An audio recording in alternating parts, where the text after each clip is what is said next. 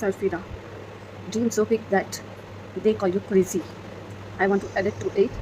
Fly so high and touch the sky. The only limit set you by yourself. यह कहानी बहुत ही motivational and inspiration story है captain G.R.. Gopinath, जो ex army officer हैं, जिनका ambitious vision है, father of low cost aviation in India. यह film remake है सूरारी पोत्रू, जिसके लीड एक्टर थे सूर्या। बहुत ही टैलेंटेड, बहुत ही लीजेंड एक्टर है। एंड उनके साथ में परेश गोस्वामी का रोल भी परेश रावल ने किया था। एंड हिंदी वर्जन में भी, हिंदी रीमेक में भी परेश रावल ने ही वो रोल प्ले किया है। ये फिल्म के टर्निंग पॉइंट्स, एक तो ये था कि जब अक्षय कुमार का वीर प्ले कर रहे, उनका जब उनके फादर के साथ झगड़ा होता है, उनके आइडियोलॉजी मैच नहीं करती वायलेंस और नॉन वायलेंस पे, तो वो घर छोड़ देता है। तो वो टर्निंग पॉइंट था कि उसको उसके एम तक पहुंचने का। आर्मी ऑफिसर बनता है, एयरवेज ज्वाइन करता है, फिर और फेल भी होता है उस प्रोसीजर के दौरान। एंड जब उसके फादर की डेथ होती है तो वो वापस नहीं मतलब वापस आने की कोशिश करता है, पर उसको टिकट कॉस्ट हाई रहती है, उसके पास शॉर्टेज ऑफ मनी रहती है, तो वो लेट पहुंचता है। उसके पापा का ऑलरेडी फ्यूनरल हो जाता है। उसकी माँ उस पर चिल्लाती है, गुस्सा करती है कि क्या है, क्या नहीं है। बोलती है तुम्हारे पापा तुम्हारे अगेंस्ट ही, तुम्हारे जाने के बाद में चिट्ठियाँ लिखते थे, अच्छा लिखते थे।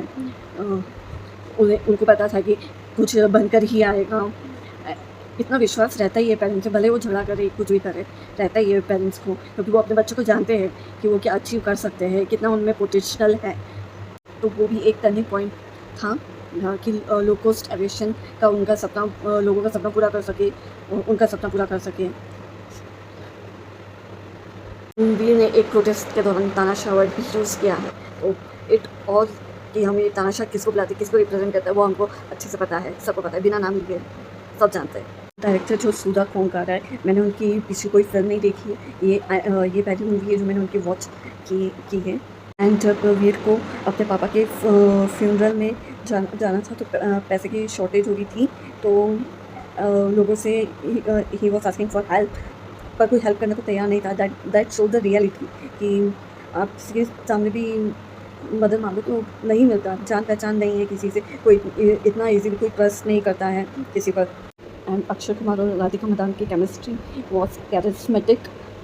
एंड उसको तो लव पहले से ही हो गया था जब उसने वीर को फॉर द फर्स्ट टाइम देखा था फ्यूनरल में नाचते हुए अपने फ्रेंड के। यानी राधिका मदान जो पलट के बार वीर को देख रही थी, तो उससे सिमरन की याद आती है जब राज कहता है पलट। But still she take the time ये डिसीजन के लिए, ताकि उसका भी करियर था, इसका भी करियर था, दोनों का करियर जो आगे बढ़े, फ्लाई करे। Then she wants to marry him. And aviation का ड्रीम इतना हार्ड था कि जितना उसका रश्मि मदान जो रानी का कैरेक्टर प्ले कर रही थी, जिसको अपना बेकरी शॉप खोलना था, तो वो बहुत इजीली हो गया, वो बहुत इजीली सक्सेसफुल हो गई थी। तब तक 3 साल लगे उस सक्सेस होने में। देन अगेन वीर उसको अप्रोच करता है मैरिज के लिए, एंड देन कुछ शर्तें रखती है, एंड शी एक्सेप्टेड। एंड कितनी सपोर्टिव वाइफ है, कितनी she is a unbelievable character. So Sudha Khonkar का डायरेक्शन बहुत ही प्रेरणादायक और बहुत ही मजबूत है। इसमें हर एक टर्निंग पॉइंट था अपने एम पर अचीव करने का। जब वीर अपना प्रोजेक्ट का आइडिया, अपना ऑफ़र लेकर जाता है परेश के पास, बहुत 20,000 समथिंग खर्च करके बिजनेस क्लास की टिकट लेके मिलने के लिए परेश से, एंड आइडिया डिस्कस करने के लिए। एंड जब परेश ने आइडिया सुना, तो उसने वही का वही रिजेक्ट कर दिया था, क्योंकि उनको नहीं चाहिए था कि कोई भी गरीब टीच लोगों के साथ ट्रैवल करे। मे बी वो थिंक करता हूँ कि मतलब कितना नुकसान हो सकता है लो कॉस्ट टिकट के साथ में, तो रिजेक्ट कर दिया।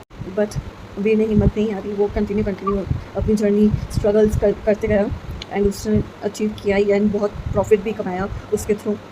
अगर आपको अपने ड्रीम अचीव करने हैं, आपको अगर फ्लाई हाई करना है, तो आपको सरफिरा बनना ही पड़ेगा। ये सब हमें मोटिवेशन सिर्फ एयरलाइन से उड़ते हैं उनसे ही नहीं मिलती है, ये जो बर्ड्स होते हैं वो भी उड़ते, तो उनसे भी हम ये प्रेरणा सीखते हैं। यह फिल्म एक बहुत ही इमोशनल ग्राउंडेड फिल्म है, एंड लोगों के लिए सबके लिए इम्पोर्टेंट होता था फिल्म फ्लॉप हिट या हो या फ्लॉप हो। अक्षय कुमार की फिल्म काफ़ी फ्लॉप्स हुई है, बहुत सारी फिल्में करते हैं वो, बहुत मेहनत करते हैं। तो this film is a masterpiece, बहुत ही इंस्पायरिंग स्टोरी है गोपीनाथ सर की। ये फिल्म का म्यूज़िक बहुत हाई एनर्जी ट्रैक है, कॉम्प्लीमेंट करता है फिल्म के डिफरेंट वाइब्रेंट मूड्स पे। एक सोलफुल म्यूज़िक है जो यूथ से बहुत कनेक्ट करता है।